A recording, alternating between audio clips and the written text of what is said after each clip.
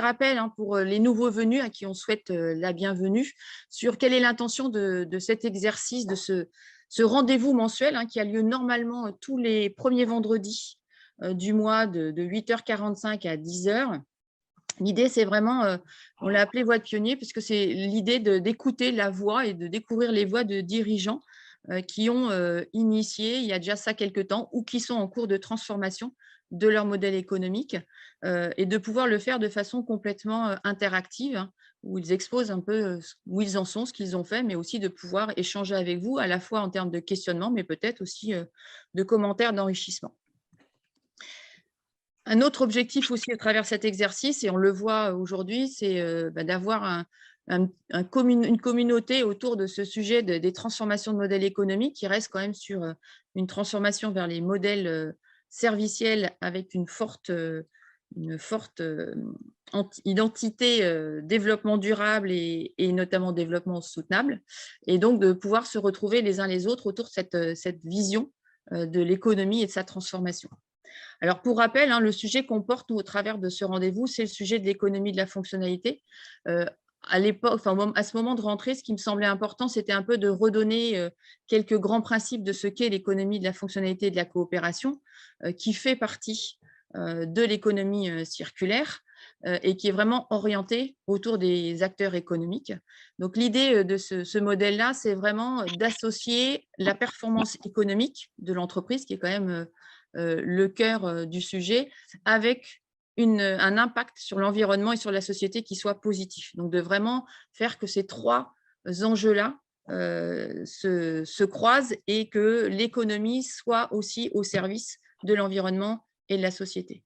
Un aspect important, c'est comment ce modèle se construit. Il se construit autour du service et de la dynamique servicielle, et autour de l'idée de développer à destination des clients une solution spécifique que l'on va qualifier d'intégrée, où le produit et le service sont vraiment extrêmement liés, interdépendants, indissociables l'un de l'autre et spécifiques aux clients.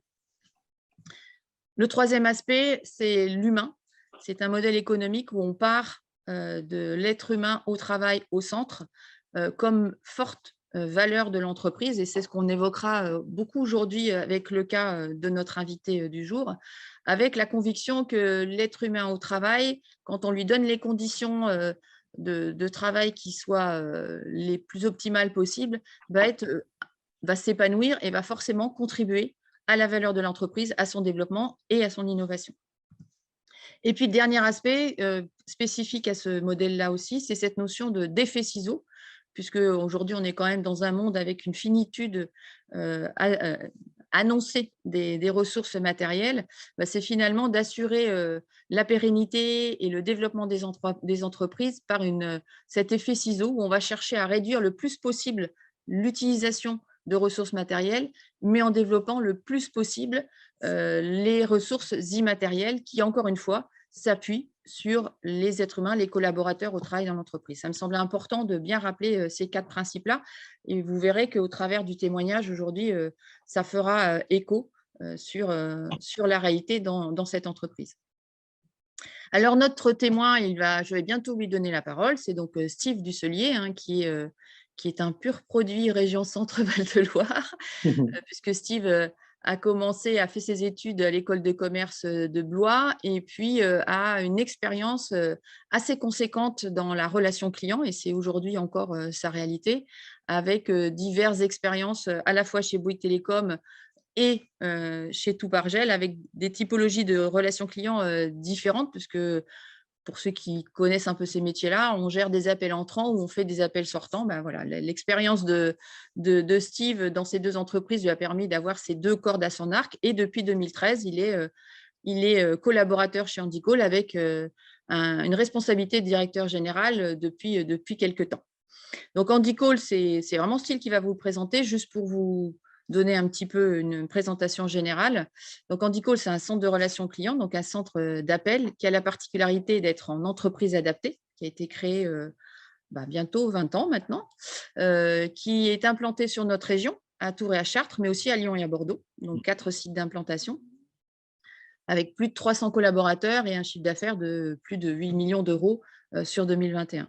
Alors, la particularité, vous le voyez sur le côté gauche, c'est que c'est une activité de relation client qui est assez multiple sur les missions que prend en charge Handicall, mais aussi une très grande diversité de clients, des gros et des moins gros, et notamment le groupe Vive, qui est un groupe mutualiste, on va dire ça, Steve? Tout à fait, exactement. Voilà, donc une grande diversité de clients, 4 sites d'implantation et une grande diversité aussi d'activités en tant que centre de relations clients. Voilà, donc je vais maintenant laisser la parole à Steve qui va se présenter. La première question que j'ai envie de vous dire, moi j'ai vraiment présenté de façon très générale Handicall. Est-ce que vous pouvez nous présenter un petit peu plus le métier d'Handicall, mais surtout qu'est-ce qui fait la singularité de votre entreprise? Tout à fait. Bah, écoutez, déjà, bonjour à toutes et à tous. Je suis très content d'intervenir aujourd'hui dans Voix de Pionnier. Ça fait plusieurs années que je connais Necoe. J'ai beaucoup d'affection pour Necoe, donc je tenais aussi à vous le partager parce que je trouve que vous faites un travail d'intérêt général et je suis très content d'intervenir aujourd'hui avec vous. Alors, la particularité d'Handicall, donc comme le disait Isabelle, on est centre de relations clients, on est prestataire de services, donc on intervient sur des missions et des opérations de services clients pour le compte de clients donneurs d'ordre.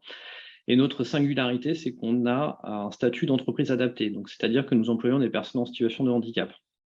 Donc cet agrément d'entreprise adaptée, il nous oblige à avoir dans nos effectifs au moins 55% de nos collaborateurs en situation de handicap. Alors, on embauche des personnes en situation de handicap essentiellement qui ont des maladies invalidantes, des problèmes moteurs, des problèmes physiques, pas de handicap psychique parce que les métiers de la relation client sont des métiers qui sont très exigeants en termes émotionnels et donc c'est beaucoup plus compliqué à intégrer. Donc chaque entreprise du groupe est sa propre entité juridique pour bénéficier d'un agrément qui nous est octroyé par la direction du travail et qui est valable pour une durée de 5 ans. Donc c'est un vrai partenaire et un vrai partenariat qu'on a également avec les directions du travail pour permettre l'inclusion et l'embauche de personnes en situation de handicap. Et cet agrément, il permet à nos clients de remplir tout ou partie de leur obligation d'emploi de personnes en situation de handicap, puisque vous le savez probablement, à partir du moment où on a plus de 20 salariés dans une entreprise, on a pour obligation d'avoir au moins 6% de personnes en situation de handicap dans son effectif. Très bien. Et alors, est-ce que vous pouvez nous parler justement de votre conviction, vous, sur la relation client? On en avait un petit peu parlé sur le fait qu'avec tous les courants en ce moment d'outils digitaux, vous avez une conviction éprouvée sur la relation client et notamment la relation téléphonique? Alors, ça fait bientôt 20 ans que je travaille dans la relation client, comme vous l'avez précisé dans la présentation de mon parcours. Ça fait 20 ans que j'entends dire que le canal téléphonique est mort. Et ça fait 20 ans que le canal téléphonique ne bouge pas d'un iota. On est toujours à peu près à 80% des demandes qui passent par le canal téléphonique. Il y a très, très peu d'autres canaux qui émergent. Alors, on voit des canaux arriver, mais repartir aussi vite qu'ils sont arrivés. Je pense par exemple au chatbot, au voice call, enfin tout ce qui est automatisation, tout ce qui est robot.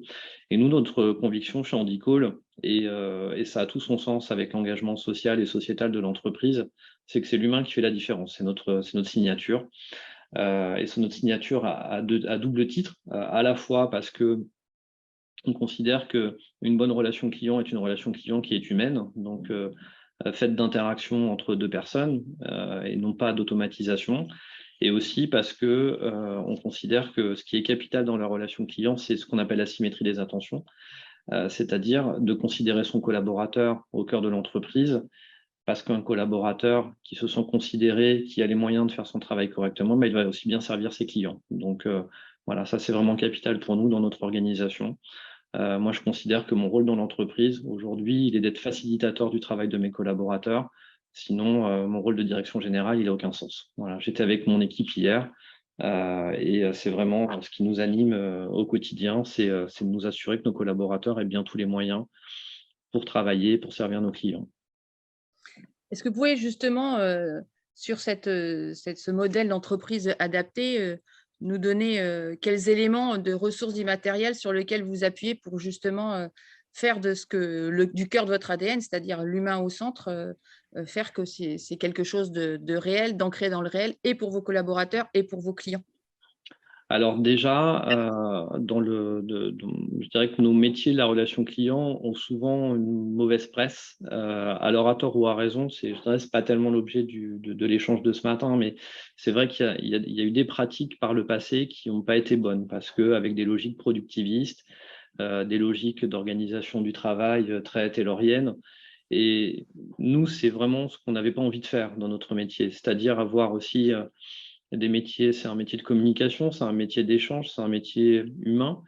Donc ça, pour nous, il est capital aussi que nos collaborateurs puissent avoir une forme de latitude dans la relation qu'ils entretiennent avec les clients, à adapter leur discours, à ne pas avoir de script, à ne pas être à la seconde près lorsqu'ils traitent un appel ou un contact, qu'ils aient la liberté de pouvoir rappeler un client quand c'est nécessaire, de pouvoir traiter une réclamation, de s'engager et finalement d'apporter satisfaction en définitive, parce que c'est bien ça l'objectif. Alors, vous parlez de ça, effectivement. Vous avez évoqué aussi, quand on a préparé cet échange, d'autres éléments qui étaient autour de l'environnement de travail, Oui. à savoir effectivement la taille de vos sites, Mm. l'implication de vos collaborateurs dans la stratégie et la vie de l'entreprise, et puis aussi la particularité que vous avez en tant qu'entreprise adaptée et les effets que vous envoyez. Vous parliez des personnes que vous recrutiez qui finalement ont une relation client bien plus intéressante, bien plus forte qu'une personne qui n'est pas dans une situation d'handicap. Vous pouvez nous en parler un peu?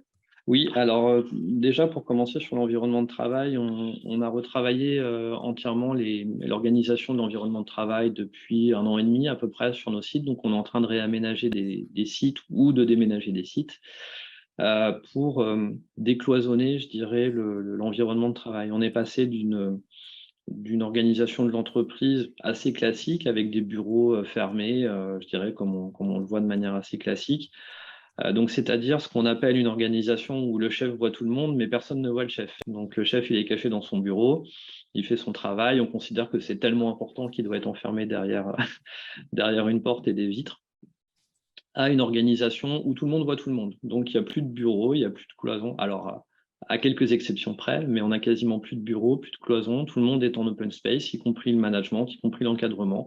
Et ça va du responsable d'équipe au responsable de site, à la personne en charge des ressources humaines. On est vraiment sur un environnement décloisonné. Donc, ça facilite la coopération entre les acteurs. Alors, c'est une conduite de changement à mener, c'est évident. Et la première réflexion qu'on s'est faite, c'est et la confidentialité. En fait, la confidentialité, c'est un faux sujet, parce que des sujets confidentiels, les gens n'en traitent pas toute la journée. Il ne faut pas se mentir, on ne travaille pas pour la NSA. Et en fait, ce qu'on va gagner en confort de communication, de coopération et d'état d'esprit vaut 100 fois les contraintes que ça peut avoir quand on va peut-être traiter 1 ou 2% de sujets délicats qui demandent d'être traités dans un box. Donc, on a créé davantage de surface aussi pour accueillir 1, 2, 4, 5 collaborateurs et pouvoir s'isoler quand c'est nécessaire. Donc ça, sur l'organisation du travail, c'est vraiment une évolution capitale parce que ça se traduit aussi dans le quotidien quand la direction vient sur les sites, quand le comité exécutif vient sur les sites, on s'installe nous aussi sur les plateaux avec les collaborateurs. Donc on est au milieu des collaborateurs, ce qui facilite grandement les échanges et la connaissance de l'entreprise, mais aussi le don de sens, parce que finalement, la quête de sens aujourd'hui en entreprise, c'est capital. Et donc ça permet vraiment aux collaborateurs de nous connaître et de connaître les orientations de l'entreprise. Après, sur la partie prédisposition de nos collaborateurs au métier de la relation client, alors c'est vrai que ce qui est assez atypique dans notre métier, c'est qu'on a très très peu de turnover. Donc ça, c'est une vraie qualité parce que les métiers de la relation client, contrairement à ce qu'on en pense, souvent c'est très complexe. Ça demande des compétences qui sont très techniques, à la fois sur les techniques de communication, sur la capacité à désamorcer des conflits, la capacité à gérer un client difficile, mais aussi tous les process liés à l'opération. Quand on parle de mutuelle, vous en parliez tout à l'heure pour le groupe Vive, les process de la mutuelle, c'est compliqué. Il faut connaître tout ce qui se passe côté sécurité sociale, il faut connaître la prévoyance, il faut connaître les process de la mutuelle en particulier. Donc, c'est Ce sont des choses qui ne sont pas simples et c'est des connaissances qu'on met entre 6 mois et 6 et 10 mois à acquérir complètement. Surtout que c'est des environnements qui sont de plus en plus réglementés. Donc, on a très peu de turnover. On a une moyenne d'âge qui est supérieure à 40 ans parce qu'on est souvent sur des seconds métiers, sur de la réinsertion professionnelle parce que nos collaborateurs ont un handicap qui est intervenu au cours de leur vie, pour la plupart d'entre eux. Ce que j'expliquais effectivement dans nos échanges, c'est que le travail est souvent un exutoire pour nos collaborateurs. Ils ont des situations de vie qui peuvent être plus ou moins compliquées, plus ou moins difficiles. Et la relation client leur permet à la fois de s'extraire d'un quotidien qui est peut-être pas simple, parce que le matin, on a peut-être des difficultés à se lever, on a un traitement qui est lourd à apprendre, on a une situation de vie qui est pas évidente. Donc, trouver un emploi sédentaire où on a la possibilité de communiquer, de partager et accueillir les difficultés des autres, qui sont toutes relatives compte tenu de ses propres difficultés personnelles liées à son état de santé, ça permet d'avoir des personnes qui ont une empathie naturelle, qui est très exacerbée et qui, pour le coup, est une compétence, en tout cas un savoir-être, un soft skills, qui est particulièrement adapté au métier de la relation client. Oui, ce que vous évoquez, hein, quand on en a parlé, c'est, moi j'ai retenu cette idée, c'est de dire, vous, ce que vous proposez pour des personnes dans ces situations un peu particulières, c'est un emploi qui n'est pas une activité occupationnelle. Exactement. C'est-à-dire une activité qui requiert, voilà, des efforts, des compétences et cetera et qui est soumis à concurrence, donc soumis à performance. Oui. Effectivement, pour ces populations-là, c'est non seulement trouver un emploi, mais c'est aussi, je pense, trouver une forme d'utilité et du coup, cette envie, d'être vraiment dans la relation qu'on va peut-être pas forcément trouver avec, des personnes qui n'ont pas le même type de problématique. Ça, c'est effectivement un élément assez capital dans le fait qu'on soit entreprise adaptée, parce qu'on confond souvent ce qui est entreprise adaptée, ce qui est ESAT. Un ESAT est un milieu occupationnel, parfois médicalisé, qui permet à des personnes lourdement handicapées d'avoir une occupation professionnelle et de se réinsérer progressivement dans une activité routinière. L'entreprise adaptée n'est pas du tout dans cette dynamique-là. C'est une entreprise de droit privé qui est soumise au marché concurrentiel comme n'importe quelle autre entreprise. Elle bénéficie juste de financements qui permettent d'adapter les postes de travail et d'un modèle spécifique, un modèle économique spécifique et particulier pour pouvoir faire face à un marché concurrentiel avec des dynamiques ou des problématiques de productivité un peu différentes. Donc, c'est en ça que l'agrément d'entreprise adaptée, il est important pour nous. Par contre, nous, dans les gènes et dans l'histoire de l'entreprise et dans la façon dont on a construit le modèle, il était hors de question qu'on fasse du misérabilisme sur le handicap. Et malheureusement, je le déplore, je le vois souvent, ça me fait de la peine. Aujourd'hui, quand on pense entreprise adaptée ou personnes en situation de handicap, on pense prestations à faible valeur ajoutée, on pense entretien d'espaces verts. Alors, je dénigre pas ce que font ces entreprises, hein, qui parfois font un travail excellent avec des dynamiques RSE qui sont aujourd'hui très en vogue. Mais on peut être entreprise adaptée et avoir des métiers complexes. Aujourd'hui, il y a des entreprises adaptées qui se créent et qui interviennent sur des marchés extrêmement complexes d'ingénierie, de ressources humaines. J'en connais une qui travaille dans les médias, qui fait de la publicité, qui héberge à Montparnasse. Enfin, voilà, il faut sortir de ce schéma où on pense qu'une personne en situation de handicap n'est pas en capacité intellectuelle, il ne faut pas avoir peur du mot, hein, n'est pas en capacité intellectuelle de faire la même chose que les autres. C'est pas vrai. C'est pas vrai. C'est pas parce qu'on est malade, c'est pas parce qu'on a une sclérose en plaques qu'on n'a pas toutes ses capacités, toutes ses facultés intellectuelles. On a des collaborateurs qui sont d'une extrême qualité, qui ont une empathie, un altruisme exacerbé. Et moi, j'adore travailler avec ces personnes-là. Enfin, ça fait 20 ans que je travaille dans la relation client. J'en ai passé 10 chez Handicall et ça a changé ma façon de voir les choses sur ces métiers. Mmh. C'est vrai qu'aujourd'hui, le problème par rapport à ce que vous évoquez, c'est peut-être qu'est-ce qu'on a eu l'habitude de nous apprendre ou en tout cas dans quoi on s'est enfermé sur ce qu'est le handicap et en fait, le handicap, c'est une maladie invalidante comme vous dites, peut être des maladies qui avec des situations de crise parfois, puis des situations où on est mieux et il fait que la personne, grosso modo, elle peut quand même travailler, quoi. Donc effectivement, c'est peut-être la première étape à franchir, c'est remettre, tout le monde d'accord sur c'est quoi un handicap et c'est quoi notamment un handicap, invalidant. qui n'est pas forcément en permanence et qui n'empêche pas la personne d'avoir une activité professionnelle normale. Je voudrais juste que vous me redonniez l'exemple, alors on ne va pas citer le client, mais justement de montrer la différence par rapport à ce que vous venez d'évoquer, cette notion de relation de client, forte relation venant de vos équipes, par rapport à un client qui fait appel à vous, mais aussi à d'autres centres d'appel, et où quand vous faites une évaluation de la qualité de votre performance, on voit la différence. Vous pouvez en reparler sans forcément le citer si vous ne voulez pas le citer, hein. Moi, je ne le citerai pas, mais voilà.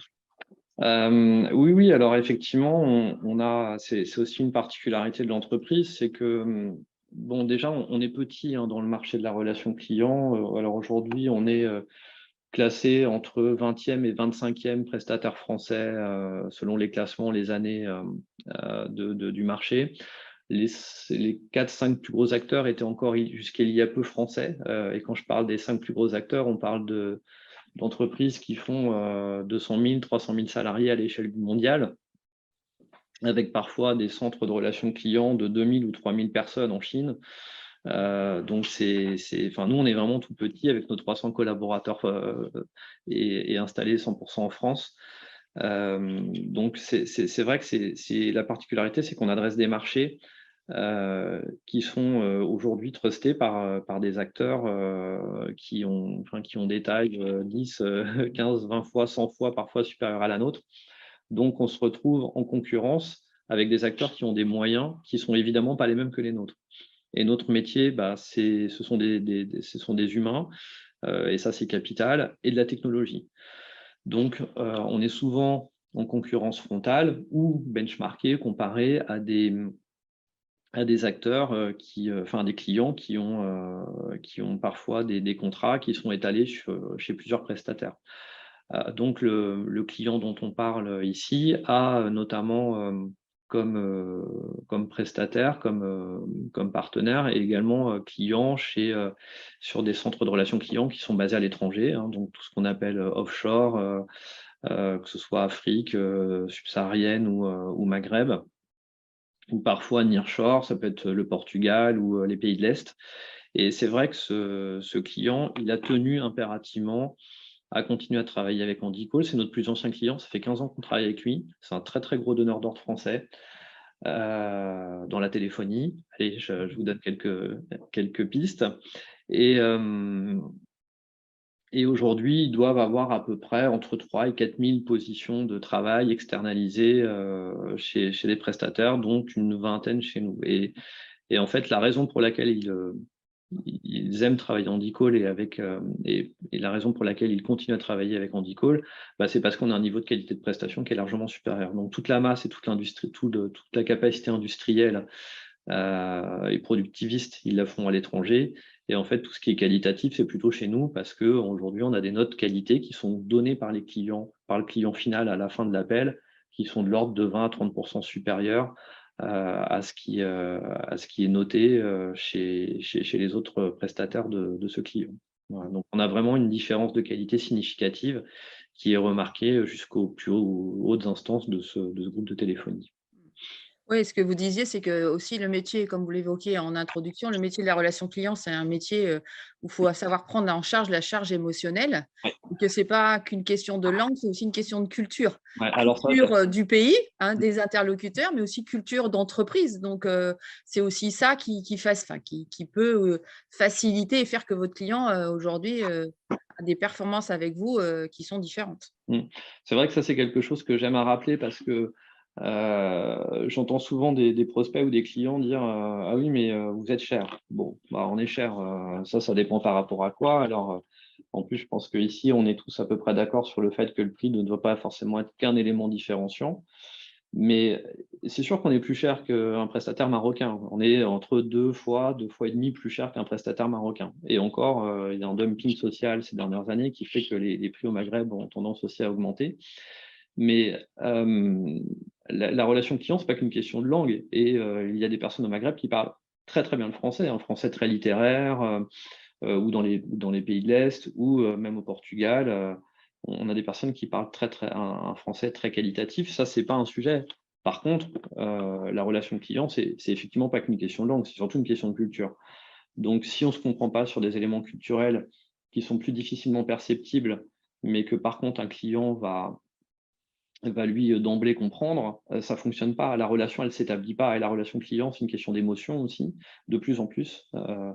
Donc ça, c'est capital aussi, de pouvoir parler le même langage, y compris, dans tout ce qui est de l'ordre de l'imperceptible finalement. Parce que c'est ça Mmh. qui va déclencher de la satisfaction. Un client, il appelle rarement pour dire qu'il est content. Donc ça veut dire qu'il a une vraie situation de complexité ou de difficulté. Parfois, on a des clients qui appellent pour sur les problématiques de mutuelle, pour avoir un client qui a eu des soins dentaires, il a 3 000 € qu'il attend de remboursement, ça le met dans une situation de précarité qui peut être compliquée. Quand il appelle, il souhaite être sûr qu'on a bien compris sa problématique et que ce soit traité rapidement. Mmh. Parce que c'est extrêmement angoissant, c'est extrêmement frustrant pour lui, donc il faut que ce soit pris en charge correctement. Mmh. Et c'est pour ça que quelque part, vous parlez, vous, de symétrie des attentions. Mmh. C'est-à-dire que si, enfin, c'est comme ça que je le résume, c'est-à-dire que si le client dans cette situation-là, il veut pouvoir être écouté et entendu, il faut que le collaborateur aussi, dans son quotidien, il est écouté, entendu, et cetera. Donc il y a Ah bien sûr. il y a vraiment ce parallèle qui se crée, qui fait que voilà, je trouve le sens dans le caillou dans la chaussure que je vais enlever au client parce que moi-même, je suis dans un environnement où on me facilite ça aussi. Bah oui, c'est capital. Alors ça peut sembler évident et logique quand on se le dit, mais si le collaborateur est lui-même préoccupé par des questions de matérialité sur son environnement de travail qui ne fonctionne pas, ou une incapacité à apporter la réponse ou à s'engager parce que les process ne sont pas clairs, parce que les consignes ne sont pas claires, ou parce qu'il a été mal formé, tout simplement, ça ne peut pas fonctionner. Ça peut pas Mmh. fonctionner. Il faut qu'il ait cette liberté, c'est essentiel. C'est Mmh. essentiel. OK. On est dans des environnements qui sont certes productivistes, qui sont certes processés, mais notre rôle, mon rôle, c'est de faire en sorte d'offrir à nos collaborateurs les conditions de travail qui soient suffisamment satisfaisantes pour leur offrir cette liberté. Et à ce titre, ce qu'on avait évoqué aussi la semaine dernière, c'est que euh, on, ça peut paraître peut-être un peu présomptueux de dire ça, mais on choisit nos clients. C'est-à-dire qu'il y a des personnes avec qui on ne travaillera pas, ou des personnes avec qui on ne travaille plus, parce que cette liberté-là, on ne nous l'offre pas. Donc ça, c'est capital aussi. Quand on déploie une opération, l'investissement du client, il est capital, au moins au démarrage, pour qu'on ait cette liberté d'agir. Si on est enfermé dans des cloisons ou dans des process et que c'est la procédure et pas autre chose, dans ces cas-là, j'ai envie de dire autant mettre un robot, hein. Ça ne sert à Mmh. rien d'être un conseiller humain. Mmh. Complètement. On va y revenir sur la partie offre, et relations, enfin là, de partie, comment ça se passe avec vos clients? Vous avez commencé à l'évoquer. Est-ce que déjà parmi nos participants, il y a des commentaires, ou voilà, des questions, pour Steve sur cette partie plutôt, l'humain au centre, l'organisation, et cetera? Sinon, alors Franck, je te laisse prendre le micro. Pardon, oui, j'ai du mal à me remettre dans les visios là. Ça me manquait pas en fait. Mais... oui, bonjour. La question, c'est par rapport au sourcing du personnel. Comment vous faites justement pour détecter les personnes et puis les, les recruter? Et après, derrière, en tant qu'entreprise adaptée, est-ce que vous avez des objectifs de sortie positive ou non? Est-ce que c'est quelque chose que vous suivez? Voilà, c'était les Alors, questions. c'est une très bonne question, Franck. Alors, le sourcing, on bénéficie de partenariats privilégiés avec le Cap Emploi, qui est la branche de co-traitance du Pôle emploi sur les personnes en situation de handicap. Donc, on entretient des relations privilégiées avec ces acteurs sur les territoires où nous sommes présents. On n'a pas tellement de difficultés à recruter parce qu'aujourd'hui, les personnes en situation de handicap, c'est 20% de chômage et à peu près 900 000 personnes inscrites en tant que demandeurs d'emploi. Donc, malheureusement, j'ai envie de dire, on a encore de l'avenir sur notre sourcing. Donc ça, c'est pas trop une difficulté. Puis finalement, comme on a peu de turnover, les seuls recrutements qu'on est amené à faire, ce sont surtout des recrutements de croissance. Voilà, on n'a pas tellement de difficultés pour recruter des conseillers en relations clients. C'est plutôt sur les autres types de personnel, puisque comme j'évoquais la semaine dernière, il y a très très peu de formation aujourd'hui dans les métiers de la relation client. D'ailleurs, j'évoquais en plaisantant à Isabelle que quand je dois choisir mon secteur d'activité pour un événement ou pour un autre, je suis toujours embêté parce qu'il n'y a jamais relation client, alors que pourtant on pèse 300 000 emplois en France. Pour faire un petit comparatif, en Angleterre, c'est 3 millions d'emplois, donc la relation client a encore un boulevard devant elle. En France, ça, moi, j'en suis assez convaincu. Et après, sur l'objectif de sortie positive, c'est assez paradoxal, en fait, parce que jusqu'à il y a 4 ans, on demandait aux entreprises adaptées d'avoir un engagement de sortie positive qui n'était jamais chiffré. Donc, on nous demandait de mettre en œuvre des moyens permettant de faire des sorties positives et de permettre aux personnes de nos entreprises de retourner en milieu dit ordinaire, ce qui n'est pas tout à fait une bonne appellation, mais enfin, on n'est pas forcément là pour débattre de ça. Donc, on essayait de nouer des partenariats locaux avec des entreprises qui elles-mêmes avaient aussi des centres de relations clients pour permettre à nos collaborateurs d'intégrer ces structures.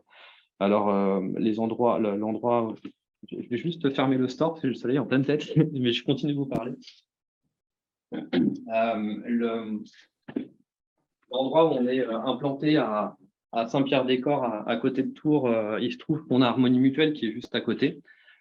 Et on a quelques collaborateurs qui ont intégré la structure d'Harmonie Mutuelle. Donc ça, c'est un chouette partenariat parce que nos collaborateurs travaillaient sur ce compte client et puis ont pu intégrer l'entreprise pour certains d'entre eux en tant que collaborateurs de ces entreprises, parfois en tant que conseiller de clientèle, parfois sur d'autres typologies de métiers. Enfin, ça leur permet de progresser, d'évoluer. C'était le cas également avec la MNT. Là, on a une collaboratrice qui vient de partir de Bordeaux, de notre site de Bordeaux, pour intégrer la MNT aussi sur les métiers de la relation client. Donc ça, c'est des choses qui se font, des passerelles qui se créent, mais plutôt des passerelles de confiance. Ce n'est pas forcément une obligation en soi. Et je voulais dire autre chose sur le sujet, mais oui, donc je disais, alors oui, ça c'était une obligation, enfin, c'était une demande avant la réforme d'il y a 4 ans des entreprises adaptées, et aujourd'hui on n'a plus du tout cet engagement, on parle d'inclusion, on demande aux entreprises d'embaucher des personnes en situation de handicap.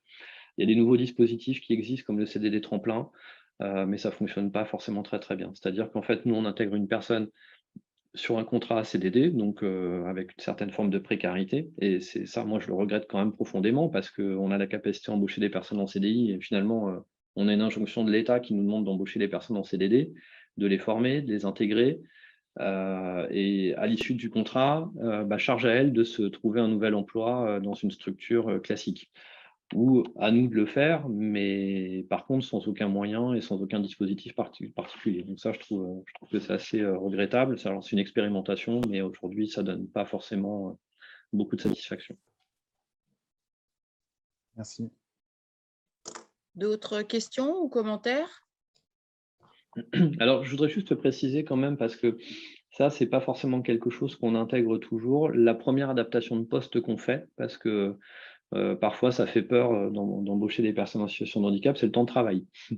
Donc, ce n'est pas forcément une question de matériel, de matérialité, de formation, d'environnement de travail, c'est le temps de travail. Donc, c'est de permettre à une personne de faire ses soins quand elle en a besoin. C'est parfois de ne pas commencer trop tôt le matin parce qu'il y a un traitement un peu assommant qu'on prend la veille et le matin, c'est difficile de se lever, ou c'est la nécessité d'être disponible l'après-midi pour faire ses soins. Enfin, voilà, c'est vraiment le premier aménagement qu'on fait dans l'entreprise. Oui, ce que vous dites, ça résonne aussi avec un autre témoin qu'on avait eu, monsieur Sandrin, de Chartres, qui lui est sur un territoire un petit peu complexe en termes de bassin de vie et qui finalement cherchait à recruter des gens qui avaient envie de travailler. Notamment, il avait pas mal de mamans isolées et où la première chose qu'il faisait dans leur entretien, c'était de détecter l'envie de travailler et de leur dire, voilà, quelles sont les contraintes de votre vie personnelle pour que, quelque part, on va aménager les moments où vous allez travailler, où vous n'allez pas travailler. Commencer peut-être un peu plus tard le matin, le temps de déposer les enfants à l'école, ne pas travailler systématiquement les mercredis, etc. Mais voilà, si j'ai quelqu'un en face de moi qui a envie de travailler et que je suis sur un bassin d'emploi où c'est compliqué pour les gens qui vivent là de travailler et c'est compliqué pour moi de faire venir à mon entreprise, voilà, c'est vraiment un pas de l'un vers l'autre, quoi, qui est de dire, on va se retrouver et pour se retrouver, moi, je vais faire un effort en tant qu'employeur et pas forcément imposer un temps de travail et des horaires spécifiques, quoi. Exactement. Donc, c'est chez nous, alors comme on est dans un métier de traitement de flux et un peu industriel quand même, malgré tout, Ce qui est compliqué, c'est la planification, mais ça, après, c'est notre affaire finalement. C'est là où on a notre valeur ajoutée sur le marché. Ouais, complètement. Bah, si vous le voulez bien, j'aimerais bien qu'on parle de l'offre, enfin, de la relation avec vos clients aujourd'hui. C'est quoi le marché? Comment il fonctionne? Vous avez commencé à l'évoquer, mais j'aimerais bien qu'on creuse un peu. Est-ce qu'aujourd'hui, une grande majorité des clients sont toujours dans une posture vis-à-vis d'interlocuteurs comme vous, d'acheter du volume et du prix? Comment ça se passe? Est-ce que vous y sentez des différences? Voilà. Est-ce qu'on peut parler un peu de ce côté aval, c'est-à-dire avec la relation avec le client? Alors les choses, elles ont tendance à évoluer positivement et favorablement, je dirais. Il y a toujours des clients qui veulent acheter du volume et du prix, ça c'est certain. Alors ceux-là, on les laisse aux autres parce que nous, on n'a pas envie de se battre sur des notions de prix. C'est pas comme ça qu'on voit les choses. Et les clients avec lesquels on travaille aujourd'hui, on est dans une vraie dynamique vertueuse de partenariat. On a des entreprises qui sont extrêmement engagées dans l'emploi des personnes en situation de handicap. Et d'ailleurs, ce qui est presque paradoxal, c'est qu'on a certains de nos clients qui, pour autant, ont déjà 6% de personnes en situation de handicap dans leur masse salariale, mais qui tiennent impérativement à travailler avec nous. Donc, en fait, ça ne leur permet pas de remplir leurs obligations. C'est pas tellement ça le sujet, c'est que c'est vraiment dans leur ADN, dans leur gène. Oui, c'est un alignement des valeurs, en fait, entre les vôtres et les leurs. Exactement. Alors, je pense par exemple au groupe BPCE, Banque Populaire Caisse d'Épargne, qui nous fait confiance maintenant depuis presque 10 ans. Eux, concrètement, ils n'ont pas besoin de faire appel à une entreprise adaptée pour être à leur quota. Ils le sont déjà en interne. Donc, mais par contre, à prestataire identique, compétences identiques, bah, finalement, ils préfèrent travailler avec une entreprise adaptée qu'une entreprise ordinaire. Et ça, c'est animé jusqu'à la direction générale du groupe, clairement. Donc cette dynamique de partenariat, pour nous, elle est capitale.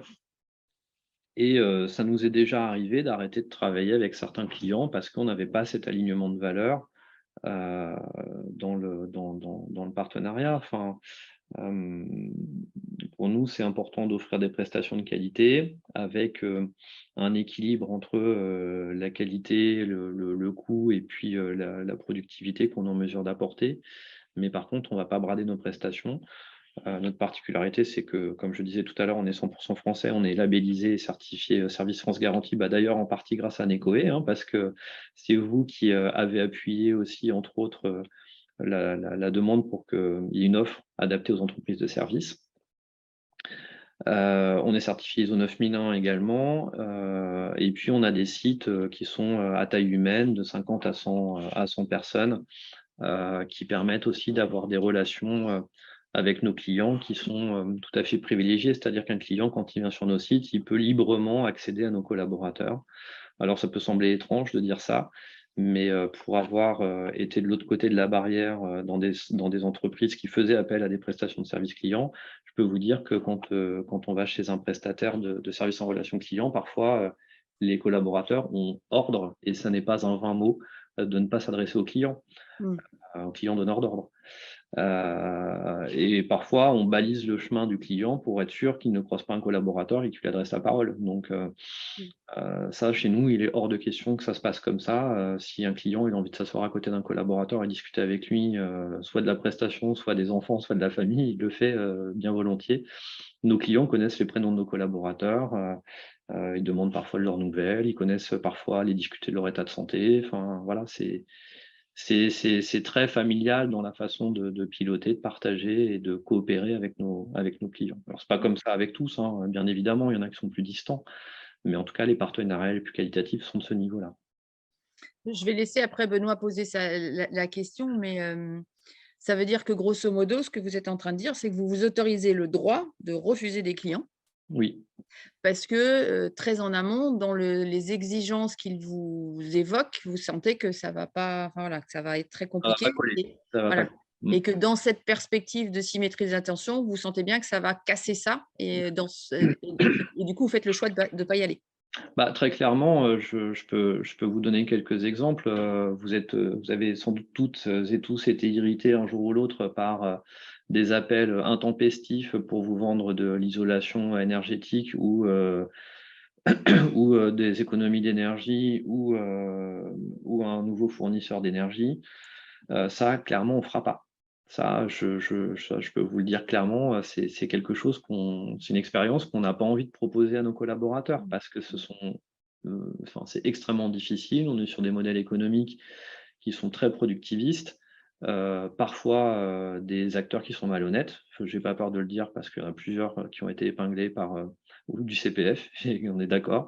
Il y en a plusieurs qui ont été épinglés par la répression des fraudes. Donc ça, clairement, on ne fera pas. On nous a déjà sollicité pour ce genre de choses. C'est hors de question, quoi. Hors de question. Après, à côté de ça, là, on travaille depuis à peu près 1 an avec GRDF. Alors, j'ai dit, on ne fait pas d'énergie, on en fait quand même un peu. Et on a un partenariat là qui est très vertueux parce que, comme vous pouvez vous l'imaginer, on rencontre des difficultés sur cette opération parce que vendre du gaz en ce moment, c'est pas simple. Alors, on ne vend pas du gaz en brut, hein, si vous voulez. On va appeler des personnes qui habitent dans des quartiers où il y a des ouvertures de voirie pour leur dire, voilà, on va faire une ouverture de voirie. Est-ce que potentiellement vous êtes intéressé pour passer à une énergie gaz? Parce qu'il y a des gens, parfois, ils attendent ça depuis des années. Donc, on est sur des dispositifs assez soft en matière de démarchage commercial. Donc là, clairement, on est en difficulté sur cette opération parce que les prix du gaz font que c'est une énergie qui n'est pas du tout attractive en ce moment. On l'a évoqué avec eux cet été, on leur a dit nous clairement, soit on trouve une autre façon de faire les choses avec vous, soit on va arrêter de travailler avec vous. Et là, tout GRDF qu'ils sont, ils se sont montrés extrêmement à l'écoute de cette difficulté. Ils n'ont pas du tout cherché à la minimiser d'ailleurs. Ils sont revenus avec nous, ils sont revenus vers nous avec un nouveau dispositif qui est de contacter les clients de GRDF pour les inviter ou pour comprendre, pour les plus gros consommateurs, à voir comment ils peuvent faire des économies d'énergie. Donc, on s'inscrit presque dans une mission de service public là, parce que c'est une injonction de l'État aussi, c'est une injonction de l'Union européenne que de faire des économies d'énergie sur cette fin d'année. Je pense que vous en avez tous entendu parler. Donc, ça devient une mission, du coup, intéressante parce qu'on va contacter des clients qui sont gros consommateurs, éventuellement prendre un rendez-vous avec un technicien GRDF qui va pouvoir se rendre au domicile pour contrôler l'installation et s'assurer qu'il n'y a pas de problème sur cette installation pour réduire cette consommation. Donc voilà, on a aussi des clients comme ça, y compris des gros clients institutionnels qui sont vraiment dans cette dynamique de partenariat. Et c'est vraiment un super partenariat GRDF, donc c'est pour ça que je les cite aussi, parce que c'est vraiment agréable de travailler avec des gens comme ça. Oui, et puis on imagine assez facilement l'impact que ça peut avoir sur l'engagement encore de votre collaborateur, parce qu'on entend tous parler de ça et de se dire, moi, à ma petite échelle, j'y contribue en essayant de rentrer en contact avec ces personnes-là pour les aider encore une fois. Mais c'est ça, c'est sûr. Ça a un sens profond dans sa mission que de pouvoir faire ça. C'est une évidence. Je vais laisser Céline et puis Benoît poser leurs questions. Céline ?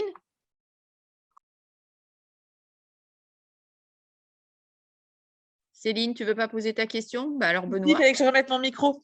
Moi, ma question était de se dire, vous choisissez vos clients, comme vous nous l'avez dit, mais est-ce qu'il y a aujourd'hui un travail qui est fait d'accompagnement, de sensibilisation, d'acculturation justement à ces clients pour les faire passer de l'image du téléconseiller comme centre de coût à un centre de valeur? Oui. Parce que c'est par défaut, on se dit, il y en a certains, par défaut, on ne travaillera pas avec eux. Voilà. Des prospects. Du coup, on a un processus d'avant-vente qui est assez lourd et nous, on apporte nos exigences. Donc, certains les entendent, d'autres ne les entendent pas. Donc, si on n'arrive pas à se mettre d'accord sur ça, on ne travaillera pas ensemble. Donc, on essaie effectivement d'expliquer cette notion de centre de profit à centre de coût. La relation client est souvent perçue comme un centre de coût et c'est bien dommage. Mais c'est des choses qu'on travaille. J'étais d'ailleurs encore en rendez-vous avec je ne sais pas si ça va vous parler, mais avec un DNVB. Ce sont les dernières marques qui sont nées et qui ont une expérience uniquement sur Internet. Donc un distributeur de meubles avec lequel on devrait prochainement travailler. On a eu plusieurs rendez-vous ensemble. Ils ne voulaient pas externaliser. J'ai eu un premier rendez-vous avec lui au mois de juillet. On se retrouve pour déjeuner. Il me dit, bon, il me dit là, coût horaire, c'est trop cher. Je dis, bah, on fera pas moins cher. Enfin, si vous voulez qu'on travaille ensemble, on fera pas moins cher. Moi, je brade pas mes prestations. Je veux bien travailler sur l'expérience qu'on va offrir à vos clients, qui peut être un levier d'amélioration du prix final, mais je ne travaillerai pas sur le coût horaire parce qu'on a des collaborateurs de qualité, on a des locaux de qualité, on a des moyens qui sont offerts à nos collaborateurs et ça, je ne braderai pas ça. Et on s'est revu la semaine dernière et il me dit alors, vous revenez avec une bonne nouvelle, le coût horaire, c'est quoi aujourd'hui par rapport au mois de juillet? Je dis c'est le même. Je dis par contre, au lieu de proposer de décrocher 9 appels sur 10 pour vos clients, je vous propose qu'on en décroche 8 sur 10, ce qui sera déjà un gain de 20 points par rapport à ce que vous faites aujourd'hui. Ça va transformer significativement l'expérience que vous offrez à vos clients, mais je peux comprendre que vous soyez frileux au fait d'externaliser. Donc, on va y aller par étapes et on va déjà faire un pilote de cette manière-là. Et ensuite, si vous êtes satisfait, j'en doute pas qu'ils le seront, on augmentera ensuite le niveau de qualité offert aux clients. Donc, c'est des leviers comme ceux-là qu'on peut aujourd'hui utiliser. C'est-à-dire que le prix horaire ne doit pas être uniquement un élément décisionnel. Il y a aussi l'organisation, il y a l'expérience qu'on a envie d'offrir aux clients en définitive.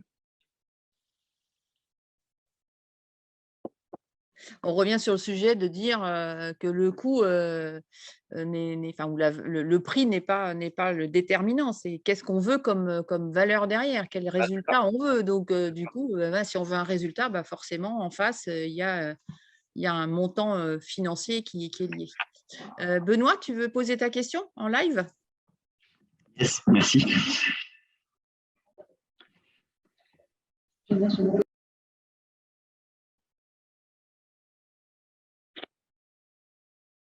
Vous m'entendez? Ouais. Okay. Ma question, alors du coup, mes questions au final, c'est est-ce que vous vendez la même chose? Alors quand je dis la même chose, c'est le même format à tous vos clients. Et qu'est-ce que c'est? Est-ce que c'est du temps? Est-ce que c'est du nombre d'appels? Là, du coup, j'ai des éléments de réponse, une notion de taux horaire, etc. Voilà, juste pour savoir un petit peu comment ça fonctionne. C'est une bonne question, Benoît, parce qu'on vend un peu de tout. On peut vendre effectivement des volumes, ça peut être des volumes d'appels à traiter. On peut vendre du temps. Il y a des clients qui achètent du temps. Je parlais de notre opérateur de téléphonie mobile. Alors, eux, c'est assez extraordinaire parce que depuis 15 ans, ils nous achètent du temps et ça, c'est extrêmement confortable parce que quand on achète du temps, alors ce qu'on appelle du temps logué, ça veut dire que nous, on a la latitude d'organiser un petit peu les choses comme on en a envie, c'est-à-dire qu'ils vont payer aussi bien le temps passé en réunion que le temps passé en formation, que le temps passé en entretien, que le temps passé en appel. Il y a des clients qui ne veulent pas en entendre parler et qui veulent acheter que du temps passé en appel. Donc, charge à nous de contenir dans un modèle économique qu'on aura déjà préétabli le ratio des temps nécessaires pour maintenir la compétence de nos collaborateurs. Il y a des clients qui achètent des forfaits. On a des clients qui achètent du temps mutualisé, c'est-à-dire sur des activités d'accueil téléphonique, par exemple. Il y a des activités, il y a une entreprise pharmacopée de Chartres pour laquelle on traite l'accueil téléphonique, on reçoit une dizaine d'appels par jour.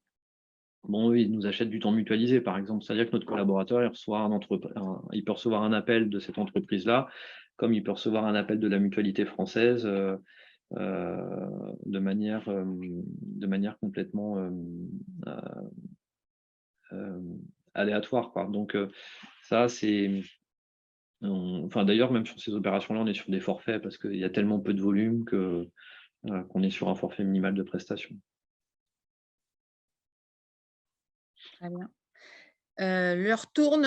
Steve, moi j'ai envie de vous poser une question sur les perspectives, les enjeux pour Handycall en ce moment. Je crois que vous êtes plutôt en gros développement. Oui. Alors moi je suis arrivé chez Handycall, on était 30, aujourd'hui on est 300. J'en parlais hier avec mon équipe, je pense que d'ici la fin de l'année on devrait être 340. Donc là, on a de gros enjeux d'intégration et de recrutement sur la fin d'année. Je pense que l'année prochaine, on aura intégré une centaine de personnes en plus par rapport à aujourd'hui. Donc, on a déjà eu un premier pivot, un premier point de basculement il y a quelques années, puisqu'on est passé d'une entreprise, une petite entreprise familiale à une PME. Et là, on est en train de passer de PME à ETI. La croissance, c'est quand même pas si simple que ça à gérer. Alors, la décroissance, c'est un vrai problème. Ça, c'est certain. On est tous d'accord ici. La croissance, ça demande aussi une vision, une stratégie, d'adapter des moyens, de faire preuve d'imagination parfois, parce que entre ce qu'est l'entreprise aujourd'hui et ses besoins de demain, on peut aller se pluguer sur des modèles qui existent déjà, mais peut-être qu'on n'a pas envie de faire la même chose que les autres. Donc ça demande vraiment d'adapter les moyens et l'organisation. Donc on travaille beaucoup, ça on n'en a pas parlé la semaine dernière, mais on travaille beaucoup sur des méthodes, sur les méthodes japonaises d'organisation du travail. Alors je vais dire peut-être un gros mot pour certains d'entre vous, mais on parle beaucoup de Lean de service. Et j'ai pas honte de le dire parce que je trouve que le Lean est très très mal utilisé en France. On a souvent utilisé le Lean comme étant un vecteur d'économie et loin s'en faut, ça ne doit pas du tout servir à ça. C'est un mode d'organisation du travail. C'est pas du tout un mode pour tuer les coûts dans l'entreprise. Et ça, c'est vraiment dommage qu'on ne connaisse pas en France le Lean comme on devrait le connaître, parce que c'est vraiment un mode de travail très efficace. On se base sur une méthode qui s'appelle Oshin-Kanri aussi, qui doit permettre d'améliorer la vision stratégique de l'entreprise et les orientations stratégiques de l'entreprise. Et j'ai intégré un responsable qualité qui pilote tout ça avec beaucoup de ferveur et beaucoup de qualité depuis le début de l'année. Et d'ailleurs, pour vous dire la façon dont on envisage le Lean, c'est que mon responsable qualité, il est à la fois en charge de cette démarche, mais aussi de la démarche RSE de l'entreprise et de la labellisation Lucie. Donc pour nous, c'est vraiment un sujet qui est lié, et il est hors de question d'adopter une organisation du travail taylorienne. Bien au contraire, c'est améliorer l'efficience de notre fonctionnement, savoir ce que chacun a à faire pour être au bon endroit au bon moment et adapter les moyens nécessaires. Donc là, dans nos perspectives, on vient de racheter le bâtiment dans lequel on était à Chartres l'année dernière pour passer de 50 positions de travail à une centaine. On vient de déménager Tours pour passer de 50 positions de travail à une centaine aussi. On réaménage notre site de Bordeaux. Donc, on s'offre des capacités supplémentaires de 100 à 150 personnes d'ici à l'année prochaine. Et on va s'appuyer sur des grands prestataires français aussi pour répondre à des très, très gros appels d'offres. On a un très, très gros appel d'offres sur lequel on répond là, qui doit prendre effet au 1er janvier 2024 pour intégrer 50 personnes d'un coup. Donc ça, ce serait vraiment une nouveauté pour nous. Et on a besoin de s'appuyer sur des gros partenaires parce que les cahiers des charges sont extrêmement techniques et exigeants. Ok. Thierry, une question et Benoît? Oui. Et Florie. Thierry, tu prends la parole? Thierry Oloverja, le dirigeant. J'arrive. Pardon. À Villemandeur. À Villemandeur, oui. Oui, bonjour Steve. Donc, moi, ma question, c'est est-ce que vous travaillez à partir de fichiers clients que vous donnent vos clients, ou est-ce que vous êtes aussi à même de constituer des fichiers clients pour vos clients? Alors, merci pour cette question, Thierry. C'est aussi une question très pertinente sur notre secteur d'activité, sur la façon dont on a l'habitude de travailler. Nous, on ne constitue pas de fichiers. Les fichiers appartiennent à nos clients. On n'exploite pas... On exploite très très peu la donnée de nos clients. Alors d'ailleurs, c'est une question que je me suis posée dans la démarche de Lean, parce que je fais partie d'un groupe de réflexion Lean Management animé par la Chambre de commerce d'Indre-et-Loire pendant des années. Et j'ai trouvé ça très riche parce que Lean est plutôt appliqué à l'industrie aujourd'hui, et je trouvais qu'on avait énormément à apprendre de l'industrie qui a des modèles aujourd'hui qui savent faire leurs preuves. Et je me demandais finalement, nous, quels étaient nos déchets de production et qu'est-ce qu'on pouvait recycler, aussi dans une démarche qui peut être vertueuse. Et en fait, nous, nos déchets de production, c'est la data finalement. Donc, on s'est interrogé sur comment on pouvait recycler la data. Mais ces data, elles appartiennent souvent à nos clients. Constituer des fichiers, c'est compliqué, surtout depuis la RGPD. Et c'est pas du tout le même métier. Donc ça, on ne fait pas, on utilise uniquement les fichiers de nos clients. Et du coup, ça fait peut-être écho à la question de Florie. Florie, si tu veux bien prendre la parole. Ouais, ouais, effectivement. Merci Céline. Ouais, ça fait complètement écho. En fait, moi, je mettais dans ma question, du coup, vous défendez des valeurs humaines qui sont très fortes. Vous avez abordé la notion de RSE et là, vous parliez de déchets en parlant de data, donc c'est super intéressant. Et du coup, moi, ça m'intéressait d'en savoir plus justement sur votre regard sur cette dimension environnementale. Est-ce que vous avez déjà analysé votre propre impact au niveau de votre offre, de votre activité? Parce qu'il y a l'impact que vous pouvez avoir en interne en termes d'organisation, de justement vos déchets, enfin des choses comme ça, et c'est très RSE, mais sur le volet interne. Est-ce que vous avez aussi regardé un peu le volet externe de vos impacts? Et deuxième partie de la question, est-ce que c'est quelque chose dont vos clients aujourd'hui vous parlent? Est-ce que c'est une question qu'ils ont quand ils viennent vous voir, à savoir quelle est votre démarche RSE d'une part, mais aussi est-ce que vous allez pouvoir les aider, eux, à améliorer quelque part leur propre impact? Oui, alors merci Florie pour cette question. Alors on a été très présomptueux pendant longtemps en pensant qu'on avait une légitimité naturelle à faire de la RSE, ce qui n'est absolument pas vrai. C'est pas parce qu'on emploie des personnes en situation de handicap que pour autant on est mieux disant sur les questions RSE qui sont beaucoup plus systémiques et beaucoup plus globales que simplement l'inclusion de personnes en situation de handicap. D'ailleurs, comme je dis souvent aux nouveaux collaborateurs qui intègrent l'entreprise, quand je viens me présenter, il y en a plein qui me disent « Ah, mais c'est vraiment génial ce que vous faites pour les personnes en situation de handicap. » Je dis « Écoutez, je crois que vous ne seriez pas en situation de handicap, qu'on travaillerait de la même manière. En fait, c'est pas tellement une question de handicap ou pas handicap. En fait, c'est que ce soit moi ou Anna Lévesque Jardin, la présidente de l'entreprise, ça fait partie de la façon dont on a envie de travailler, en fait, et dont on imagine et on pense l'entreprise. On pense que l'entreprise est presque un objet social ou sociétal, en tout cas. Alors évidemment, on est là pour gagner de l'argent, on ne va pas se mentir, hein, mais cette rentabilité, elle doit être au service de l'homme et du fonctionnement de l'entreprise et pas uniquement à la rétribution d'actionnaires. D'ailleurs, Anna est la seule actionnaire de l'entreprise, c'est une entreprise familiale, 100%, elle possède 100% du capital. C'était pour faire un petit aparté sur cet aspect-là. On a mesuré l'impact de l'entreprise il y a 3 ans à peu près avec France Active, que vous connaissez peut-être, au niveau de la région centre. Donc ça, c'est un sujet qu'a pris Anna Lévesque, la présidente d'Handicall, avec la région centre. Et on en parlait hier matin avec notre responsable de la qualité RSE. 8 collaborateurs sur 10 estimaient que d'intégrer Handicall avec un emploi salarié avait changé leur vie.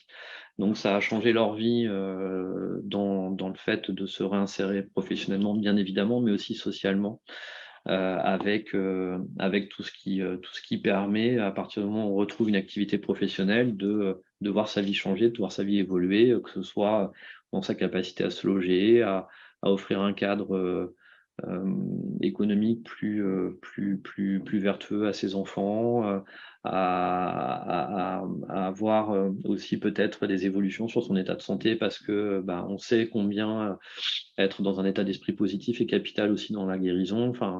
Donc ça, c'est juste une donnée macro là de ce rapport de France Active, mais c'était extrêmement intéressant parce que on a pu démontrer la vertuosité de l'impact de l'entreprise sur son environnement local.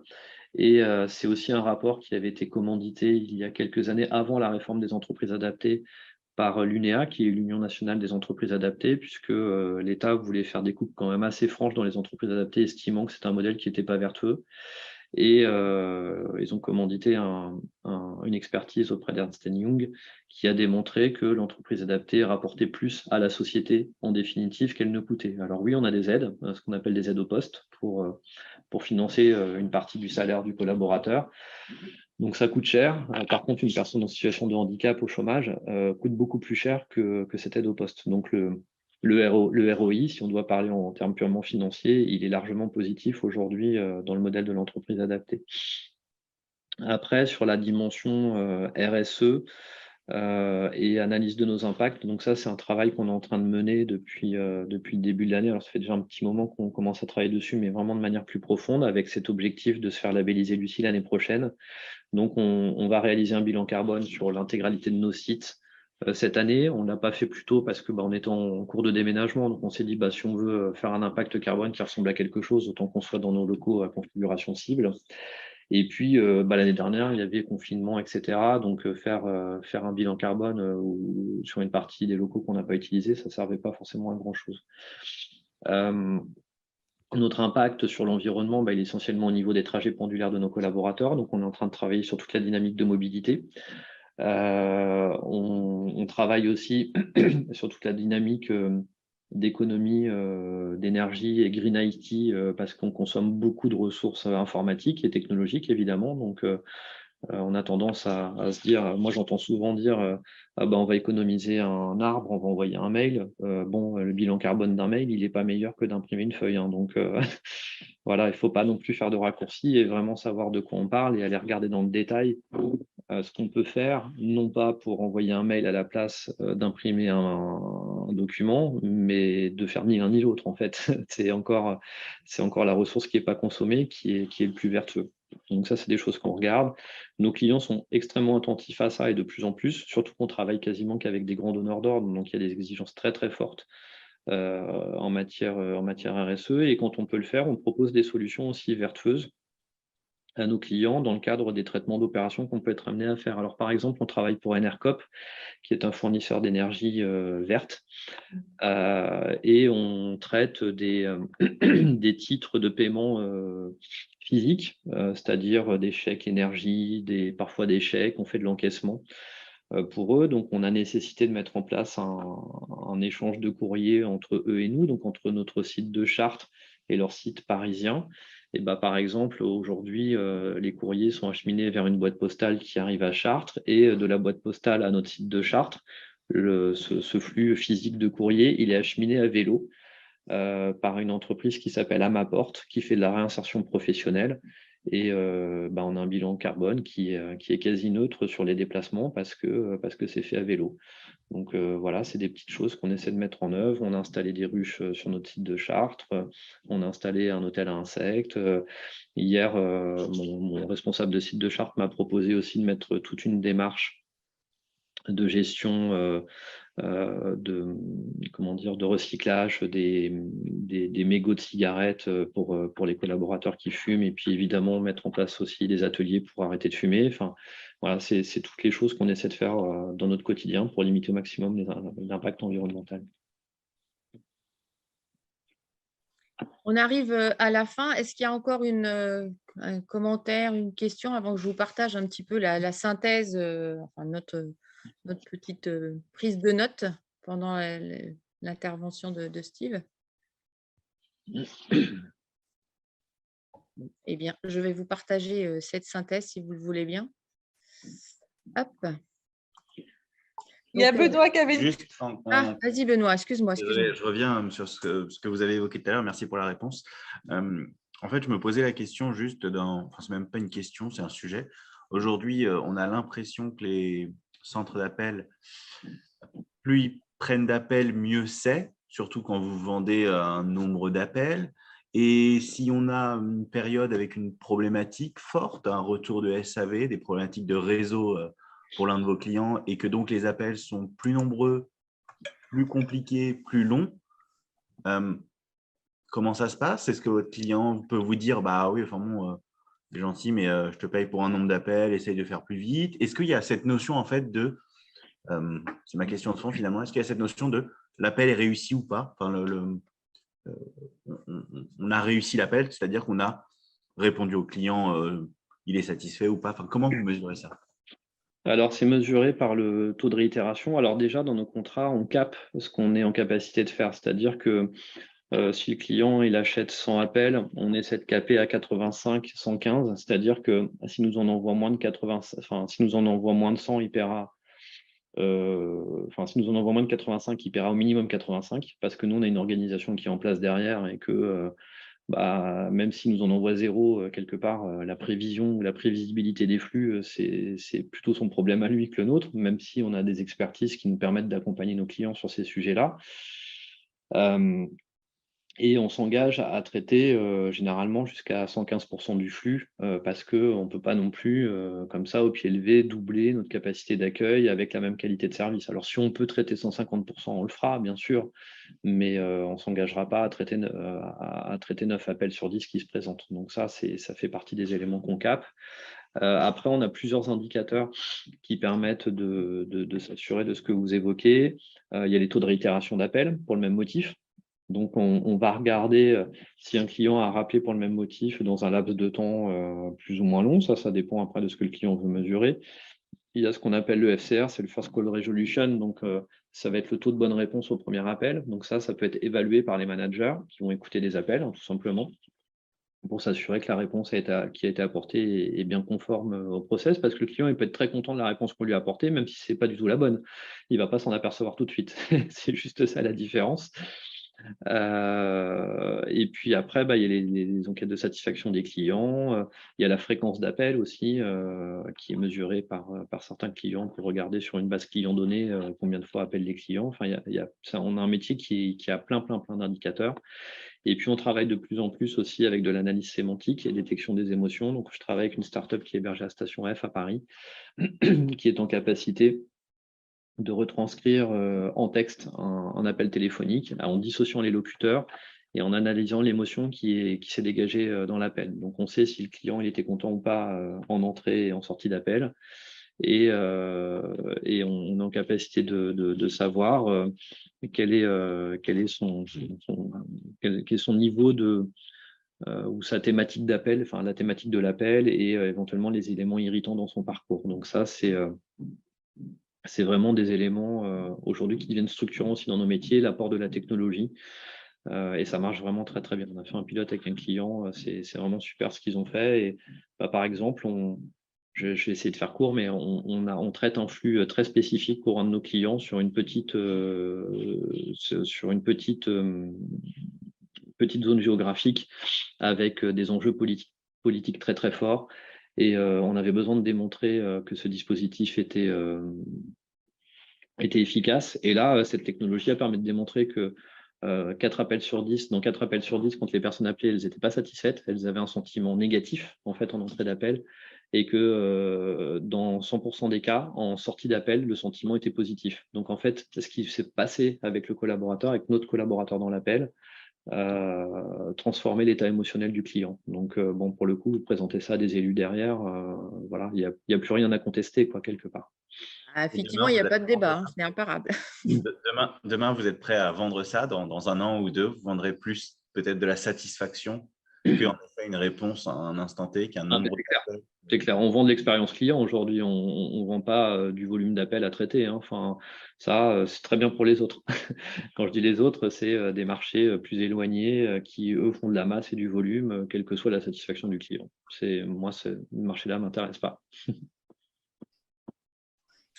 Très bien, merci. Je vais être obligée de conclure. Donc, je vous propose de partager l'écran, comme je vous le disais, avec ce que nous, on retient finalement de cet échange. Alors, c'est loin d'être exhaustif, mais voilà, pour refaire toujours une passerelle avec le modèle de l'économie de la fonctionnalité et de la coopération, parce que ce qui est important, c'est que le cas d'Andicall et de Steve, il est flagrant, c'est que c'est des entreprises qui font sans savoir que finalement, elles sont déjà dans des socles intéressants qui résonnent aussi avec ce nouveau modèle économique, qui, je le rappelle, est vraiment de rentrer dans une dynamique servicielle avec un impact positif. Moi, ce que je retiens surtout, c'est cette notion d'être humain. On en parlait en introduction, c'est un grand principe. On le voit tout de suite dans votre modèle économique, parce que vous avez parlé de la symétrie des attentions, qui est vraiment la ligne de conduite qui, au quotidien, vous régit dans le management, l'organisation du travail, comme dans la relation avec vos propres clients.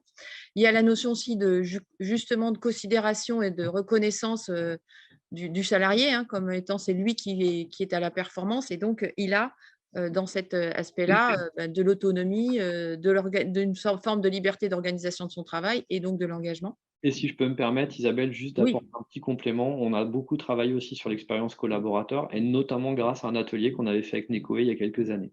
Bon, c'est gentil, merci. Je voulais mettre aussi ce point-là sur la RSE, parce que souvent, on nous pose la question, oui, mais le FC, le RSE, le modèle de l'économie de la fonctionnalité, il est RSE. Donc, quand on a une entreprise qui a déjà la RSE comme philosophie comme la vôtre, c'est pour nous, quelque part, un bon appui pour aller encore plus loin vers l'économie de la fonctionnalité. Et Benoît a commencé à en parler en disant, bah voilà, l'idée, ce n'est pas plus de vendre une quantité, mais de s'engager sur le résultat. Et vous parlez sur l'expérience client, mais l'expérience client, pour certains vos clients, ça prendra une forme et pour un autre client, une autre forme. Et on voit bien que voilà, il y a déjà quelque chose de très positif et propice. Vous avez aussi, par rapport à la dimension humaine, évoqué cette notion d'environnement de travail qui est complètement décloisonné et qui doit faciliter la coopération entre les différentes parties prenantes, les collaborateurs, les managers avec les collaborateurs, mais aussi avec les clients, en précisant aussi quand même, je ne l'ai pas mis, que ça s'accompagne. Ce n'est pas forcément, quand on change l'univers, l'environnement de travail, il faut aussi accompagner chacun dans lever les craintes et les freins et puis faciliter ces nouveaux modes de fonctionnement. Et puis là, vous venez d'évoquer récemment cet impact finalement que vous avez sur les territoires, où l'évaluation qui a été faite a bien montré que vous aviez un impact sur la vie au territoire, les collaborateurs qui travaillent, et donc une dimension d'intérêt général. Si on regarde sur le côté offre, il y a un levier d'évolution. Alors, vous êtes toujours, vous l'avez évoqué, sur un marché, vous avez encore toujours des clients qui veulent du prix et du volume, mais vous octroyez le droit de les refuser. Et en ce faisant, vous avez cette opportunité finalement de proposer de la valeur et de rentrer non plus, mais vous le formulez pas comme ça, mais la façon dont vous le dites, c'est bien ça. Vous n'êtes plus dans une prestation de service aujourd'hui. Vous êtes dans une relation de service où vous allez coproduire avec votre client. Qu'est-ce qu'on va faire ensemble pour obtenir quel résultat? Et en ça résonne énormément avec la partie proposition de valeur de l'économie de la fonctionnalité et de la coopération, avec cette idée effectivement de comprendre les contraintes de l'un et de l'autre. Et vous avez cité pour ça l'exemple des GRDF. On voit quand même que le contexte est de plus en plus favorable aujourd'hui pour que vos clients soient plus attentifs à ce que vous proposez, parce qu'eux-mêmes aussi ont des exigences de mesure d'impact. Voilà, vous vous retrouvez de plus en plus alignés, même si ce n'est pas avec tout le monde, on est d'accord.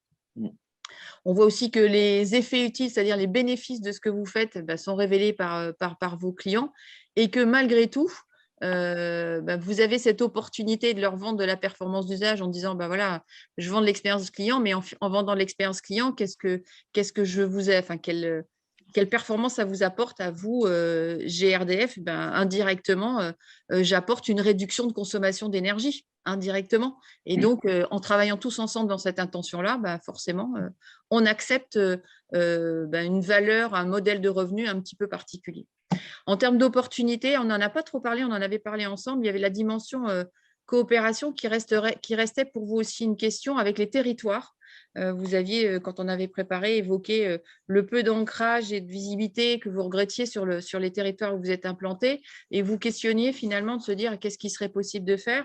Et peut-être qu'il y a quelque chose autour de ce que vous évoquiez tout à l'heure, la difficulté à recruter des spécialistes, des experts de la relation client, non pas les personnes que vous employez en tant que téléconseiller, mais tous les métiers qui sont autour, où il n'y a pas d'école de formation, et où là, il y a peut-être quelque chose à imaginer avec les territoires pour le recrutement et la formation. Et puis, une opportunité, c'est le développement de l'entreprise en mettant finalement des nouveaux modes de faire, mais où en restant très vigilant. Je trouve ça, c'est intéressant, c'est de dire, oui, on fait du lean, mais on va essayer de faire attention à ce que le lean ne nous emmène pas dans une voie qui n'est pas la nôtre. Et en mettant le lean, oui, mais le lean à la sauce RSE, si je puis dire, ou la RSE avec du lean. Et je trouve que ça est extrêmement intéressant quand vous dites que c'est une personne qui fait les deux. Effectivement, ça ne doit pas toujours être simple, encore que ça contribue à une même direction, mais c'est vrai que la RSE va appuyer sur des choses peut-être plus prégnantes, et d'avoir la même personne qui est en charge de ça, je trouvais ça très intéressant. Voilà, j'espère avoir résumé. Il manque certainement des éléments, mais c'est un peu les grands points que je souhaitais retenir. Écoutez, on va vous remercier. Je vais juste clôturer pour vous dire que le prochain rendez-vous est donc exceptionnellement le 14 octobre et non pas le premier vendredi du mois, tout simplement puisque vous le voyez à côté. Le 6 et 7 octobre a lieu l'Université de l'économie de la fonctionnalité et de la coopération à Saint-Étienne, à laquelle vous êtes cordialement invités si vous souhaitez y participer. Vous avez un code promo qui est valable jusqu'à ce soir, puisque c'est une université payante, avec ce petit code promo que je vous laisse noter si ça vous intéresse d'aller voir et potentiellement de vous inscrire. Alors, il faut savoir que c'est un événement national, on a toutes les régions et aujourd'hui, on est assez fiers hier, on a regardé un petit peu, de voir qu'on a de plus en plus de personnes de notre région qui vont à cette université, à tel point que on est les deuxièmes aujourd'hui en nombre d'inscrits après la région Rhône-Alpes, qui est la région de Saint-Étienne. Donc, ça prouve que quelque part, il y a un intérêt et une envie d'aller découvrir un petit peu plus, de croiser des entreprises, de croiser des acteurs du développement économique, de développement dans les collectivités, autour de ce sujet-là et de cette transformation de l'économie. Donc, prochain rendez-vous le 4 novembre et le 2 décembre. Et j'insiste aussi, le 29 novembre, on vous propose une soirée qui sera sur Orléans et qui sera plus orientée sur la valeur extra-financière. On voit bien qu'aujourd'hui, voilà, les entreprises, bien sûr, elles ont besoin d'être rentables et de gagner de l'argent, mais ce qui va faire leur valeur demain, ça va être aussi son impact, leur impact à différents niveaux, environnemental, sociétal et social.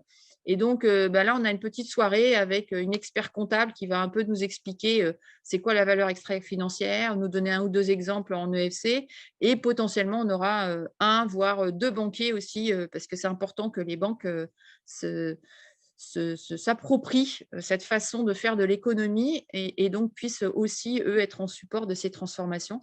Donc, on aura une, voire deux banques qui participeront. Donc, notez déjà vos agendas. Le Save the Date va partir probablement semaine prochaine, mais vous avez déjà la primeur et du sujet et de la date.